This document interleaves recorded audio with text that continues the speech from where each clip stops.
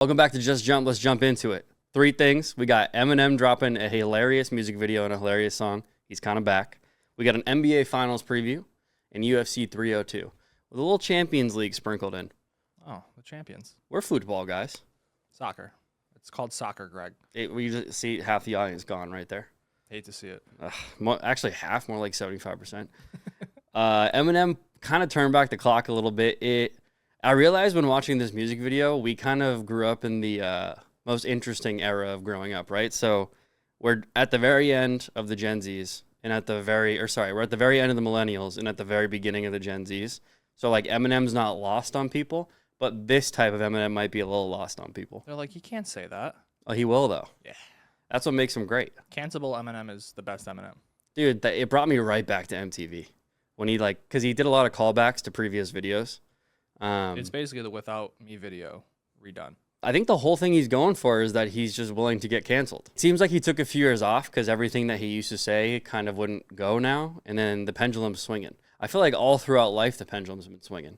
In 2024, are we getting a good Eminem album? It's been years. In 2024, I think a lot of people are done being like polite. In 2024, I didn't think we were going to get Eminem just putting out a little stray on R. Kelly out of nowhere, but I'm all here for it. He's been, that's been in the chamber for like 12 years. Eminem started his song and decided I'm going to roast Meg Thee Stallion and R. Kelly, two people that have probably never had a conversation with Eminem. If you haven't seen the music video and if you're there for the first time hearing about this, which go ahead, go see it. But throughout the entire video, I mean, he throws a participation trophy at 8-year-olds. He says that we're turning everyone into Girl Scouts. They do make good cookies, though. Yeah, they do make really good cookies. It might not be a bad thing to get more Girl Scouts, because then we'll get more cookies. Spin Zone. Shane Gillis cameo. Just going to say that. Who's pretty notorious for being on that like uncancelable train. And then it was weird that Pete Davidson was in it. I'm out. But I thought he didn't like him. How does this work? I feel like Pete Davidson's super likable, but nobody likes him. Well, Pete Davidson is MGK's best friend, and as we all know, him and Eminem didn't exactly see eye to eye. He just nailed it right there. That's why he's unlikable. Yeah. You think Pete Davidson's unlikable? He can be. Yeah, because I was about to say he's definitely one of the more likable people on the planet. Like, people love that dude. I've never been more happy and mad at someone for the people that he's with. MGK, Kim Kardashian. Yeah, he's polarizing. The fact that I said the people he's with and you started with MGK and then went to Kim Kardashian was great. Yeah. Oh, I guess, yeah, that's also, well. Like Kate Beckinsale? Yeah. Ariana Grande? Mm-hmm. We're probably missing some, too. Oh, we're missing a billion of them. He's got a Derek Jeter roster. Oh, don't be disrespectful. Just saying. We'll wrap this point up with, do you think that this song is going to be the only good one on the album, or do you think he's coming with this energy the whole time? I think he's coming with the energy. I think he's probably going to go out with a bang. I don't really see him putting out too many more albums in his life at this point. Well, I think he's kind of going for this being the last one. Yeah. And I think that society might make this be the last one. He wants to wash that bad taste we've had in our mouths for a few years with some of these albums that have come out. And piss off every studio executive along the way. That's all I need in my life. That's the Eminem I need, where he pisses off 98% of the population. I think we'll go UFC 302 first.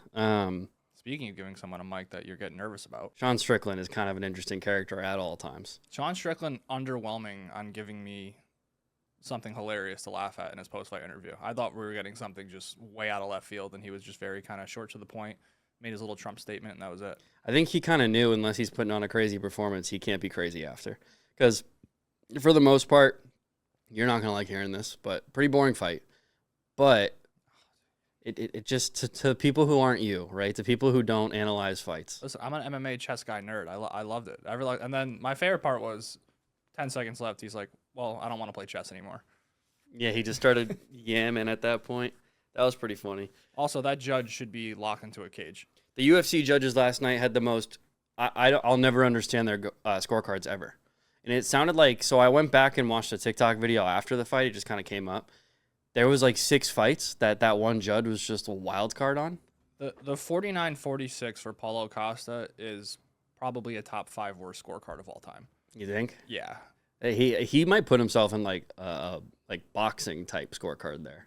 Like, do you remember when Manny Pacquiao lost in Australia, and the guy was Australian? Like, that's what that felt like last night. When I heard, like, because they always say like 49-46, and they'll say like the guy when he started off saying 49-46 Costa, I looked at you as someone that had a little bet on Costa. I was like, how are you doing this again? Yeah. How are you going to win another controversial decision with some money? And then he goes 50-45 Strickland. I'm like, what is going on right now? For the record, that was a bet I did not want to make. It's tough to bet against Sean Strickland, but the odds for that were just too big. You're very honest with yourself, though. You're like, I just threw money out the window. I'm coming downstairs from a nice poop, and you're like, I just threw money out the window. I'm like, why? You're like, I took Paulo Costa, and I took Dustin Poirier by first round submission. Yeah. That's my kind of guy. Well, I did more than just that so that people here don't think I'm insane. Yeah. But I did like I did about 4 to 5 bets that were all dogs. And I was like, I just threw $50 out the window. The don't be silly, wrap your gilly. That was just, you had to do it all week. You had to make sure you had that bet in for no reason. I agree. I mean, it's because if he did do it and you missed, like it's kind of at the point now where you ever see those like football, or actually it's the no safety bet in the NFL. When you don't take it, you're going to be upset you didn't take it. The new one, it's like no run first inning is the new one in baseball right now. Yeah. But yeah, Strickland, not his best, but still, he's just a menace to fight against. He doesn't look like he makes any sense to an opposing fighter. I mean, number one contender. You lost the belt to a lot of people that you won. You fight the guy that's ranked number 7. You did everything that the company asked you to do. Yeah, a lot of people did think he won that Dricus fight. And he just seems like one of the most annoying people to fight on the planet. He's so weird. He's unorthodox. Like, you have to try to make adjustments in the fight, and he's just walking you down nonstop, blocking everything you're throwing, and then just popping you like over and over and over again. Yeah, classic. We'll start with and moving on. We'll start with the loser of the fight, even though I think it was the biggest storyline. Dustin Poirier loses. Looks like it might be the end for him, which is kind of sad. I don't think it's gonna be. I think if he was really gonna be wrapped up, it would have been a little more like. He would have put like an exclamation point on it, like I'm out. Like he wouldn't have been like, maybe we'll see if there's a good enough fight. I kind of like what he said though. I'm a little over the guys taking the gloves off and like putting him in the cage. Like it's kind of corny at this point, especially when guys who aren't even ranked in the top 10 are doing it. And he wanted those gold gloves. He wasn't leaving them there. Oh, those gold gloves were awesome. Yeah, those are first cool. premiere of those were fantastic. They got to work on their color coordination a little bit because the doesn't mesh well with the blue and the red. Yeah, and also the Dustin's shorts were so like colorful that it was a little weird just seeing like. He definitely shaved his head so he'd have to keep flicking his hair back, but he can't help but like pick up his shorts every time he lands. Is he like? Would he be the best fighter of all time if he just like didn't pick his shorts up and flip his hair every time? But some would say that's what helps him. Like when he caught Conor in that fight and he pointed at him and lifted the shorts up, I was like, uh oh. Yeah, it literally looks like he's in a street fight, which like I guess that's why we love him. I mean, I don't want to be the out of shape guy at the desk that says, hey, maybe it's time to retire, but you just had an awesome, like, great fight week. One of the coolest walkouts of all time. The entrance was just awesome. Like playing diamonds before, going right into the get down was fantastic. You fought amazingly against the pound for pound number 1 on UFC.com. You were in it. You had some good moments in the fight. You lost by submission at the end. It just seems like a great career. And he keeps saying, I don't know what I'm fighting for. You're either fighting for money or you're not. You're not getting another title shot. So, and you seem like you're pretty well off on money. His daughter was there. Like his whole family was there. He gave a great post-fight interview at the end. It just seems like the perfect time to kind of hang him up. Yeah, I think so too. He's lived a very interesting career too. I think one of the things I have written down here is that he's been loved, he's been hated. He's done the whole 360 of the UFC. He's been a champ. Yeah, he's been a champ. He, has climbed the ladder multiple times. It's getting to a point where I think even he was like, man, I just gave it everything, and Islam still beat me. And to completely contradict everything I just said, if he's fighting, I'm watching. Yeah, true. Like, yeah, there's plenty of fights out there for him, for sure, if he wants to kind of get back in there and let it go. But it just, I hate when I see perfect moments like this happen and then guys talk about coming back. This is just an awesome, like, all-time moment for you to go out on. The whole week was about Dustin Poirier. He's got a little bit of that David Ortiz in him. Like, I don't know if you remember when David Ortiz was retiring, he was still playing really well. So everyone was like, he can keep going. But, like, do we need you to keep going? Like, it's dwindling little by little by little. At the post-fight press conference, him saying his daughter and his wife are like, stop. Yeah. That's got to be tough. His daughter cried. It was tough to watch. I always hate stuff like that. But on a good note, that was awesome. I love Dustin. Thank you for the fights, man. Yeah. Also, I feel obligated to buy the hot sauce now. Yeah, you have to. Yeah. And that's it right there. That's why he doesn't have to fight anymore. He's got that. He's got his Good Fight Foundation, which he just does amazing things for the sport and people like all around the country, probably the world. Yeah. I'm more of a Dustin Poirier fan leading up to this fight than I ever have been. So it feels nice to kind of watch him have his moment. How about Islam? I mean, Islam is turning into the next Khabib, but I don't think he's as hated as Khabib.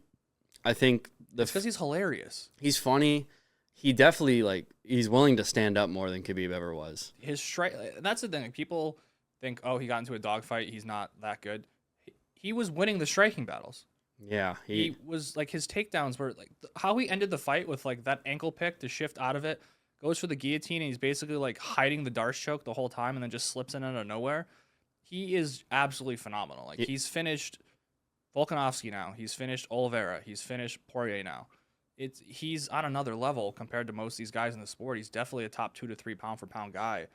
It's just wild. The stuff he can do in there is just crazy. The only way he's gonna lose is if he gets caught. I think that's his only loss. He's gotten caught once, yeah. Right? Yeah, I think that's the only way he's gonna lose. I think if he wanted to, and this is why I think people like him a little bit. I think a lot of fans, the kind of the upper echelon of the casuals and the people that really watch the sport, I think they all know he could just take him down every time. Like, we all know that if he wanted to win every single fight, he could do it, Khabib.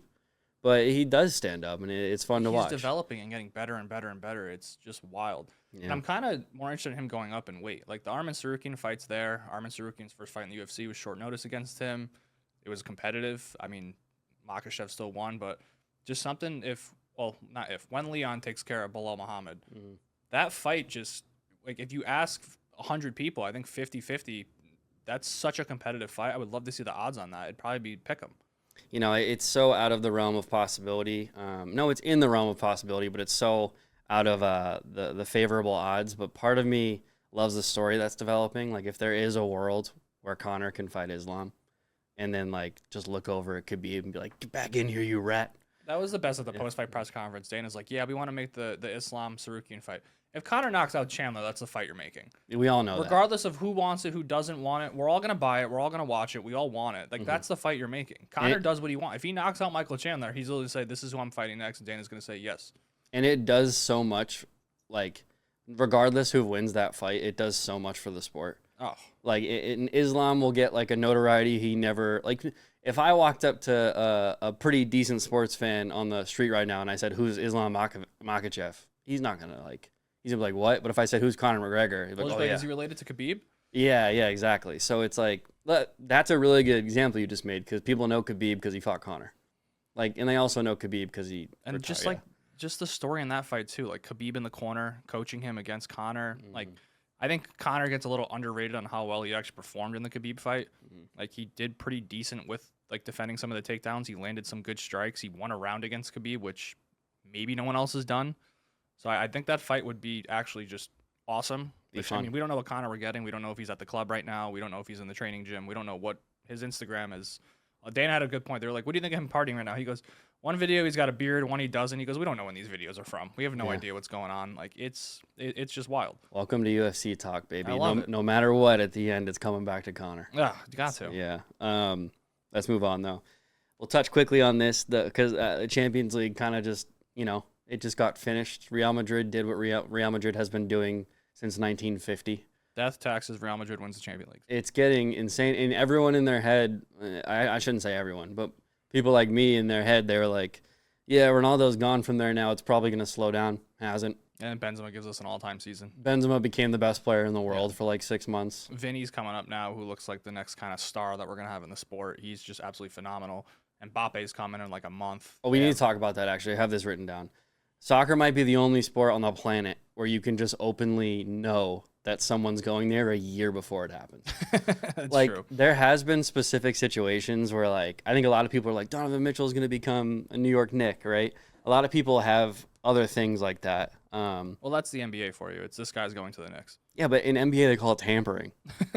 in soccer, they're just like, yeah, he's going. They agreed already. There's so much money moving in soccer that nobody cares. It also is crazy to me. has 1,000 counts of financial fair play against them right now, and every year they just start the season like nothing's going on. Yeah, there's a decent. They have so many counts of that, and there's probably a decent chance they could compete to take Mbappe. Soccer's not real. Talk about how they're the salary cap is fake. Soccer money is fake. Nothing. They literally caught the World Cup hosts for tampering, for making it so they're in favor to host. They still hosted. Oh, of course they did. It wasn't even something that they're like, hey, don't do this. It doesn't matter what it is in this life. Money talks. Yeah. Soccer is a good example, man. Football.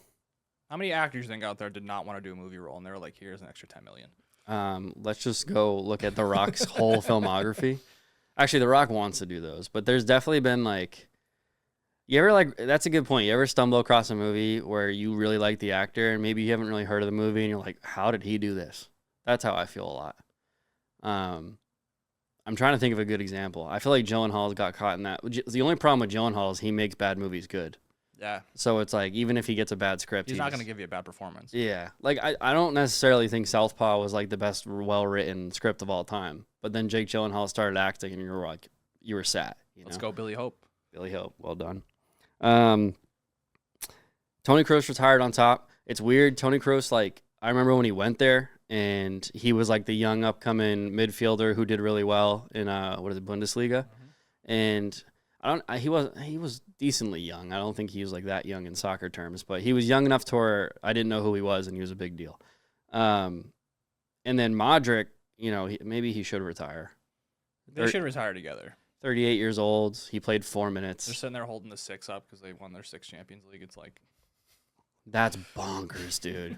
Is there anyone else who's won that many? No. I mean, maybe in like the 50s or something, but like, not that I know of, at least on top of my head. That's insane. I'm not really familiar with the guys that won in 1956. The Bill Russells of soccer. Yeah. Yeah, well, congrats, bro. It's been so much fun to watch. It's made me a bigger fan. I mean, when any team can go on a run like that, I think that's why, the Lakers, the Celtics, the Warriors now have made basketball so popular in other countries because when someone just keeps winning, it's like hard not to pay attention. And him to win Champions League and then retire from club competition and go right into the Euros for Germany and just try to go out on top in his homeland is one of the coolest stories. He's gonna do it too. It's gonna happen. And I also just feel so bad for Dortmund. This happens to them every few years. They make a magical run to the final and they just can't get over the hump. Watching Marco Reus just basically retire from, we call it going to the MLS. It's retiring. He's probably going to go to the MLS now, and he's done at Dortmund. But, I mean, that goalie did everything he could. Dude, I was just going to bring him up. He did everything he could. That goalie stopped 2 Tony Kroos free kicks that no one else stops on the planet. Or maybe Courtois is huge. But I couldn't, they were both in the corner. Yeah. They were perfect perfect free kicks directly in the corner. He stopped them both. It was insane. And then you're like, how can this team get better? Well, Mbappe's coming, and there's a link that they might be getting Alphonso Davies, too. Like, this team's going to get faster. That's stupid. And more technical. What?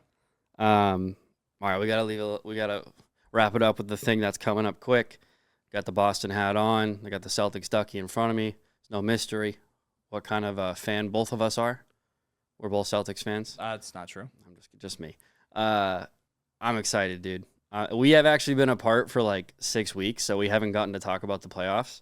I'm so excited. Let's go, Luka. That's not right. I want this for you. I appreciate that. Because I'm giving out the juju to get it back for the Jets this year. Mm-hmm. So I'm all in for you. We've come close to the sun a few times, like the Celtics. It's just funny talking about the Celtics as not getting it done. Yeah, they've underachieved. Like they're tied for the most championships of all time. Well, Lakers have one more because they won the in-season tournament this year. So the Celtics can tie them on most championships after, which would be cool. Yeah, why don't you hang that banner right next to Miami's beat the Celtics in the playoffs? Well, I mean, yeah, it's not the same. We held up a trophy at the end. Yeah. I think I've been pretty realistic on them for a while. Like, I didn't think they'd beat the Warriors, even though it looked like they were gonna. I think that they got good too quick, and a lot of people have been like pretty brutal on their grading of the Celtics because they weren't supposed to be good that quick. But this is the year, man. I will be very sad, and I will be mad if we don't win. I think this is the series where the chip on Jason Tatum's shoulder needs to just be demolished off, and he needs to stamp himself as, no, I'm the best basketball player on the planet. Dude, he's so good, and because he's been as good as long as he has, like, people don't even think he's that good.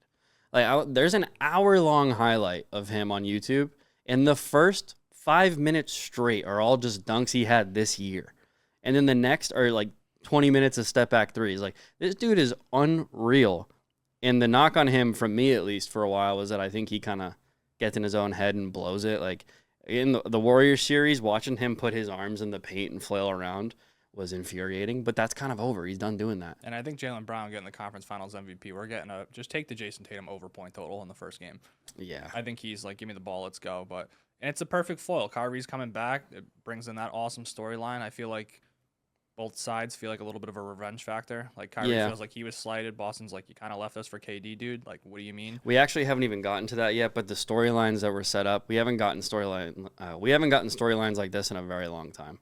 Like Kyrie was kind of the person who started off this we're supposed to be good train, and then he left us, and we ended up becoming better after he left, and now he has to walk back into Boston where I'm not sure there's a current player who is more hated by one fan base, like right now. Game 1's going to be an electric factory in the Garden. That's going to be the loudest boo ever. Like, he is going to get booed every time he touches the ball. And you know what? Like, Kyrie has made me laugh a little bit.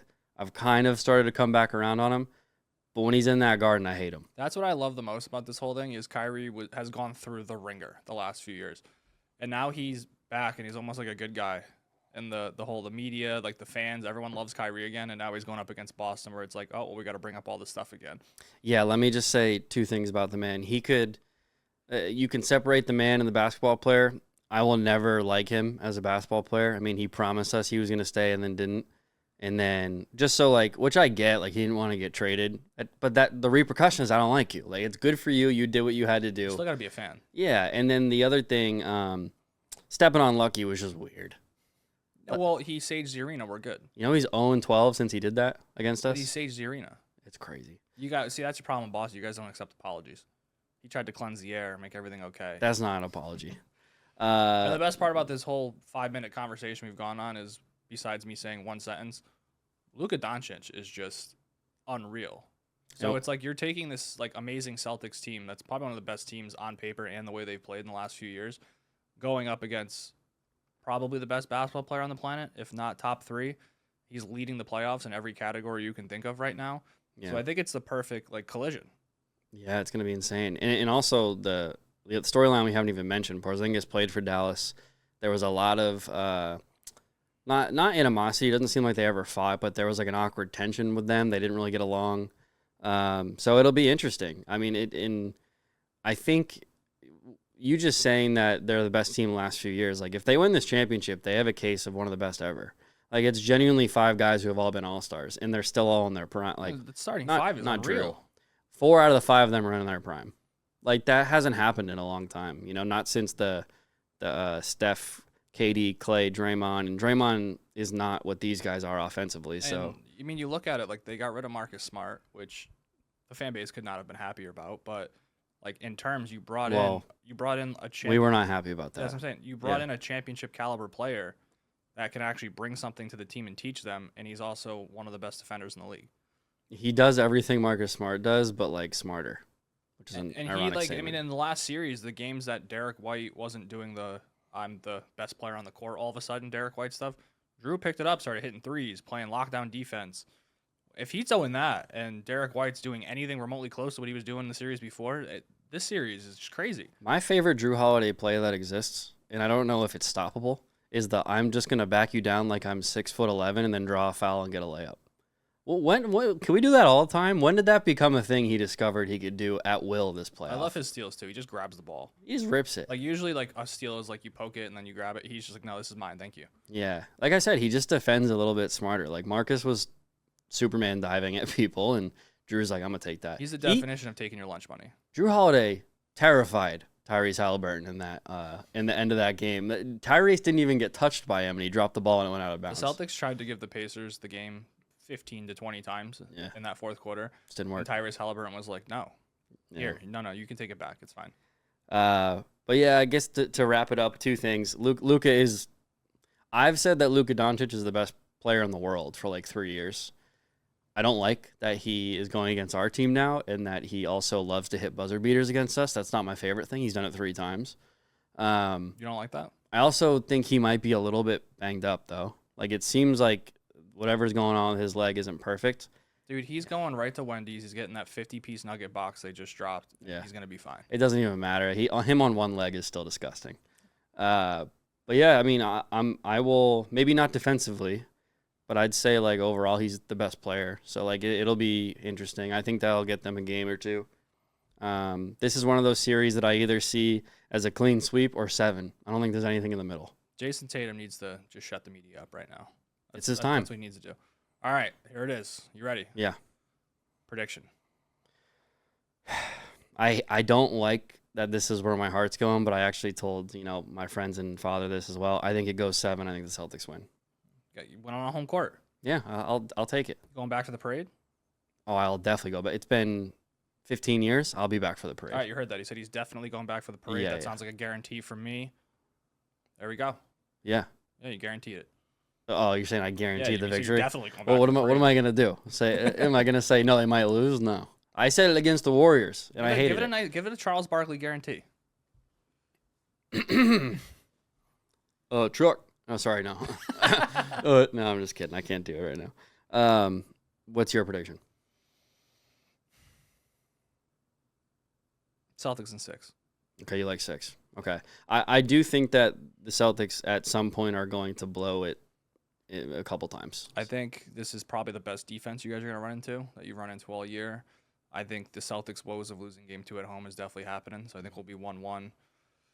Honestly, I probably think it's going to be 2-2, and then I think the Celtics win 2 in a row. All right, that makes sense. Yeah. That would mean win in Dallas, which I wouldn't be a huge fan of. But at the same time, I'll be a huge fan of it. So let's end the show with a random thought. Joey has random thoughts sometimes, and this is kind of a good one. It's definitely not sometimes, but go ahead. I've been really big into hunting lately. I haven't hunted yet, but I've watched like all of these Netflix documentaries so that when I go out there, I'll at least like know what things are. If you watch it long enough, you become a hunter. It's not, that's not what I'm saying, but I don't want to go out there and someone show me what's going on and I'm like the idiot they got to drag around, I do that with anything, but mating calls are kind of messed up, man. Just think about this. Let's act like we're animals right now. Okay. Imagine if I just got up there, put out a Steve call. I'm just like, Steve, Steve. You come prancing along, you horny bastard, and you're like, oh, someone wants to mate with me. Dead. The last thing you thought was that you were going to fall in love, and then you are literally lured into your demise. Well, first of all, let's get this out in the open. Before I go out, I will not be prancing. You're not going to be prancing? I will not be prancing. Well, in this hypothetical scenario, you're a little baby Steve. You're a bull Steve, and you're going around, and you might be prancing. You might be excited. I'm not Bambi. You could be Bambi. No. If someone mating calls me, I'm telling you right, you will see, I will be Usain Bolt. Well, Bambi's a doe. You're a buck. I will be sprinting towards that mate. Was that a good mating I'll go call? on top at that point. Was that a good Steve mating call? Steve. You don't got to say the whole name. Steve. That's all I need. You got 3 letters out, I'll be right there. Anyway, yeah, it's just been on my mind, man. I'm trying to tell me I'm going out prancing. That's just Jump. Thank you for being at the news desk. We are going to do these weekly now. The clips have been crazy. The subs, we appreciate you guys. And we are figuring out this whole layout and everything. And there's going to be more things that get added in. We're going to start adding stuff to the background. So if there's anything you guys like to see, anything your other shows that you like that they talk about or do, maybe games, maybe little trivia questions, whatever it is, comment it. I'm a sucker for a good trivia question. Yeah, comment it. Let us know. We're going to have some fun, man. We're going to have some fun. This is, I think I'll wrap this up by saying this is going to be the thing that kind of is the consistent, but we're going to do a lot more videos in person, which is why this was important so that we could just start throwing shit out there. So the entire idea about the name, Just Jump, we changed it from Joysticks and Jumpers to Joy and Jump to now Just Jump. We changed it from Joysticks and Jumpers to just, we changed it from, this is why we changed it for the record. We changed it from Joysticks and Jumpers to Joy and Jump to now Just Jump. Just Jump, the whole idea, if you want to go do something, jump into it. Don't let the haters back off. And actually, don't let the haters back off. Yeah, embrace the hate. I'll take it. I love the hate. I messed up with the wording, but I kind of like it as well. So let's go. Bring me the hate. Peace.